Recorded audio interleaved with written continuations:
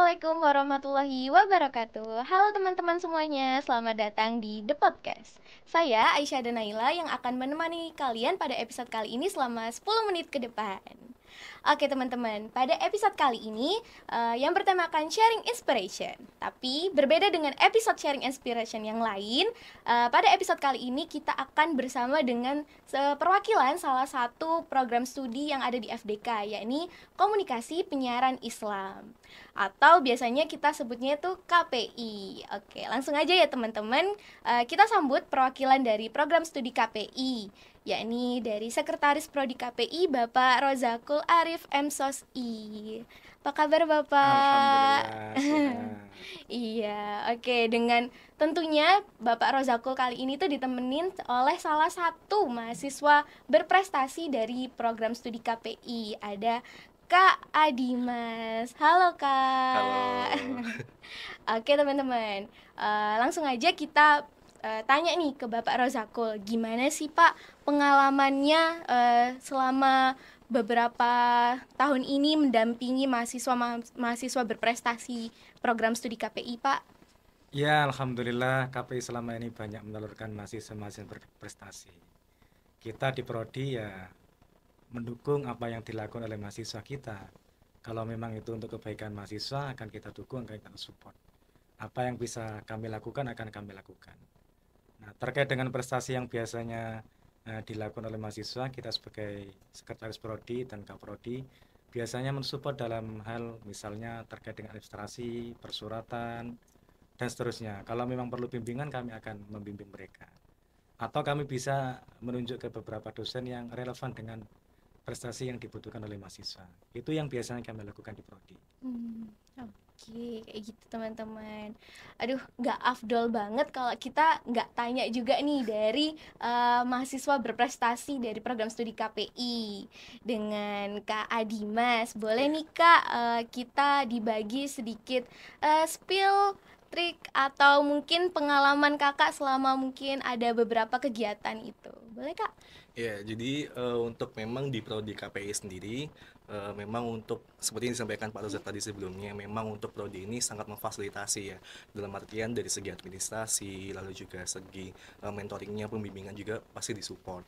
Nah, untuk contohnya itu Dimas juga pernah di 2022 mewakili universitas di kancah internasional dalam ajang Outstanding Youth for the 2022 di Vietnam. Itu program dari Kementerian Luar Negeri, yang mana saat itu memang rektorat menunjuk untuk setiap fakultas mengirimkan satu delegasinya, dan saat itu di Fakultas Dakwah memilih Dimas untuk mewakili Fakultas Dakwah untuk seleksi internal universitas, karena memang untuk di OYTB ini sendiri harus satu universitas satu perwakilan seperti itu. Nah, alhamdulillahnya untuk fakultas sendiri, untuk prodi sangat mendukung saat itu waktu semester 3 Bapak, kalau Iya, nggak iya. salah 2022 itu. eh Prodi ini ya sangat berjasa sih, karena memang kan saat itu Dimas berangkat juga harus bertepatan dengan perkuliahan, harus meninggalkan kuliah. Jadi memang untuk prodi ini, khususnya untuk Kaprodi, Universitas Prodi, sangat baik untuk komunikasi dengan dosen pengampu. Jadi gimana caranya Adimas ini tidak ada kendala mengenai absensi, lalu juga bagaimana surat izin untuk kelas-kelasnya kayak gitu. Lalu ada lagi terkait mentoring ya, mentoring dengan dosen.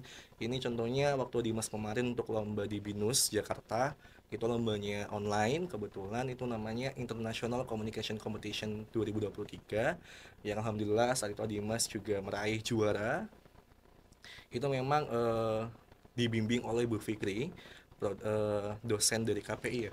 Iya. Bu Fikri itu dosen dari KPI, yang mana beliau memang meminta tolong kepada Pak Sohi Kaprodi untuk menunjuk satu mahasiswa perwakilan dari KPI siapa yang bisa mewakili lomba, dan alhamdulillahnya Pak Sohi masih percaya kepada Dimas kembali untuk mewakili di kancah internasional lagi. Dan ya alhamdulillah saya itu juga Bu Fikri sebagai dosen perwakilan dari dosen KPI sangat mendukung dengan fasilitasi mentoring, karena memang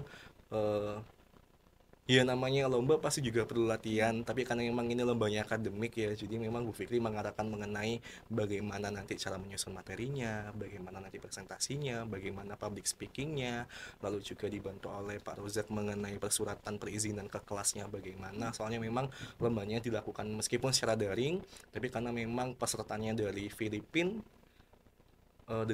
Malaysia, Indonesia, 3 negara di ASEAN. Jadi gimana caranya tetap kondusif dan juga tetap fokus dalam lomba, seperti itu sih. Wah, dengan kegiatan yang sebanyak itu, boleh mungkin kita dibagi bagaimana sih Kak Adimas untuk menyesuaikan waktu belajar dan juga waktu untuk menggali potensi-potensi yang dimiliki oleh Kak Dimas.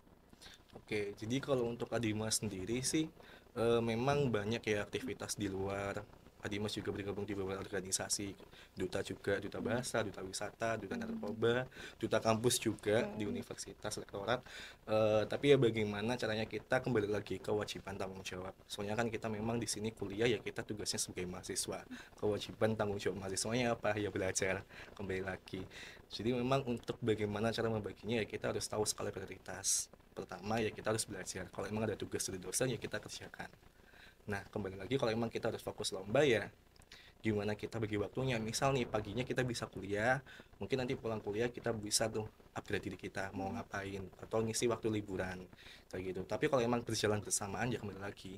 Kalau memang prodi bisa memfasilitasi surat izin, ya kita harus fokus di lombanya. Soalnya tadi tanggung jawab kita sudah dipasrai kayak udah kamu izin aja nih kuliahnya, berarti kamu harus tanggung jawab di fokus lombanya harus lebih maksimal lagi di lombanya karena skala prioritasnya sekarang lomba bukan kuliah lagi untuk saat ini gitu sih. Jadi lebih ke tahu prioritas tupoksinya sih, tanggung jawabnya masing-masing kayak gitu. Kayak gitu. Wah, sangat-sangat menginspirasi saya banget ya Kak ya. Mungkin sebelum kita akhiri episode kali ini, boleh kita dibagi sedikit mungkin kata-kata untuk menyemangati teman-teman yang ada yang melihat podcast kali ini Kak, boleh Nah, mungkin mungkin dari Bapak dulu. mungkin dari Mungkin Bapak ada dulu pesan mungkin untuk iya ada mahasiswa pesan untuk KPI. Mas. Gimana? Untuk semuanya teman-teman mahasiswa KPI terutama dan mahasiswa UIN pada umumnya, hidup itu selalu mengalir. Jadi prestasi akademik penting, prestasi di luar juga penting, karena itu harus bisa mempersiapkan diri untuk sukses di semua lini yang memungkinkan kita lakukan. Itu saja. Iya. Kak Dimas. Kalau dari Adimas pribadi ya buat teman-teman semuanya, percaya diri itu penting, tapi juga tanggung jawab untuk melaksanakan kewajiban juga harus diperhatikan karena memang kita sebagai mahasiswa perlu yang namanya target dan juga impian untuk masa depan, tapi kita tidak lupa untuk tanggung jawab sebagai mahasiswa harus belajar, berprestasi, seperti itu sih. Jadi lebih ke ini ya, Allah saja percaya kita mampu melaluinya, lantas kenapa kita harus peduli dengan ucapan orang lain, seperti itu sih.